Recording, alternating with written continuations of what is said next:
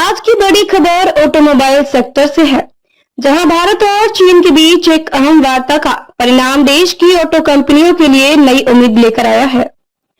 चीन ने हाल ही में कुछ खास किस्म की धातुओं के निर्यात पर प्रतिबंध लगाया था।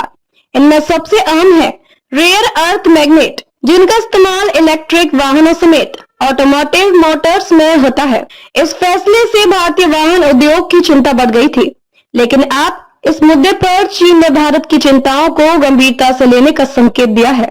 बीते गुरुवार को नई दिल्ली में चीन के उप विदेश मंत्री सुन वीडोंग और भारत के विदेश सचिव विक्रम मिस्री के बीच एक अहम मुलाकात हुई। इस बैठक में रेयर अर्थ मैग्नेट की आपूर्ति में आ रही रुकावट पर भी चर्चा हुई। हालांकि भारतीय विदेश मंत्रालय के बयान में इस धातु का सीधा उल्लेख नहीं किया गया, लेकिन कहा गया कि आर्थिक और परकारक चर्चा करने की सहमति बनी है। परकारक चर्चा करने की सहमति बनी है।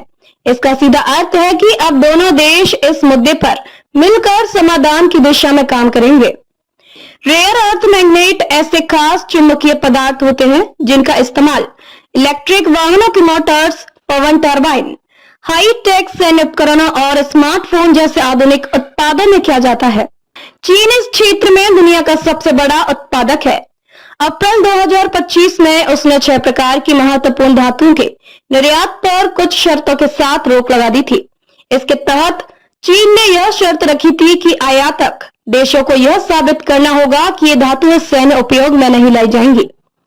भारत की प्रमुख वाहन निर्माता कंपनियां, खासकर ईवी सेगमेंट में काम करने वाली, इस आपूर्ति में रुकावट से उत्पादन में बाधाओं का सामना कर रही है। यही कारण है कि भारत ने इस मुद्दे को नई दिल्ली स्थित चीनी दूतावास और बीजिंग स्थित भारतीय मिशन के माध्यम से प्रमुखता से उठाया था। अब जब चीन इस पर बातचीत के लिए तैयार हो गया है, तो यह भारतीय ऑटो इंडस्ट्री के लिए राहत की बात है। सिर्फ भारत ही नहीं, अमेरिका और यूरोप की वाहन कंपनियां भी चीन के इस कदम से परेशान है। बीते मंगलवार को अमेरिका चीन के बीच हुई ट्रेड वार्ता में भी यह मुद्दा उठाया गया था। इस अहम बैठक में एक और सकारात्मक पहलू यह रहा कि भारत और चीन ने दोनों देशों के बीच सीधी उड़ान सेवाएं दोबारा शुरू करने पर सहमति जताई है। इससे व्यापार, पर्यटन और कूटनीति तीनों स्तर पर संवाद को गति मिलेगी। चीन के इस नरम रुख से न केवल भारत की ऑटोमोबाइल इंडस्ट्री को संजीवनी मिल सकती है, बल्कि यह दोनों देशों के बीच व्यापारिक संबंधों में भी एक नया अध्याय खोल सकता है। हम आगे भी इस मुद्दे पर नजर बनाए रखेंगे।